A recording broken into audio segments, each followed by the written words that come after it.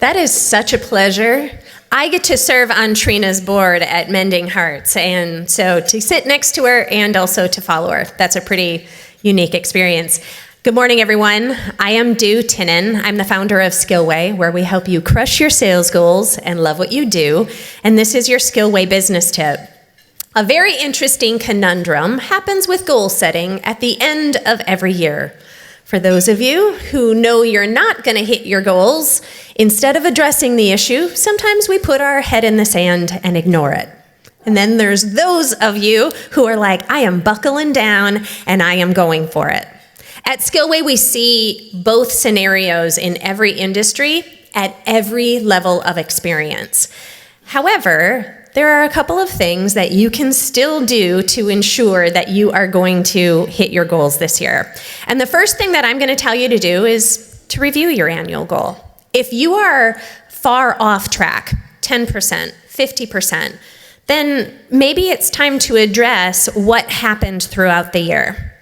But for those of you who might have a sales cycle that takes longer than 6 months, to put your head in the sand actually means that you're giving up on Q1 or possibly Q2 of next year. So don't ever look at your goals and just simply say, well, I'm not hitting it this year, so maybe better luck next year. What you really need to look at is what can you do in order to set yourself up for success. So instead of throwing in the towel, what is one more thing that you can do this year to set yourself up for success next year? Maybe you can call all of the proposals that you gave at the end of last year or at the beginning of this year.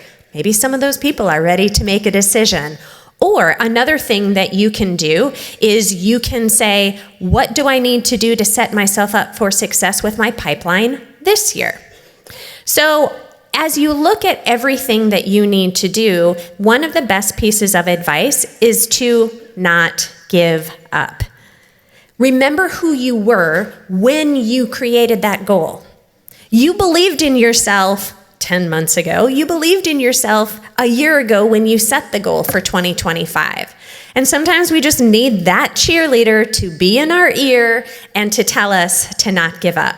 So as you're looking at your goals, what is one more thing that you could do this year to set yourself up for next year? And don't give up. And that's your Skillway Business Tip.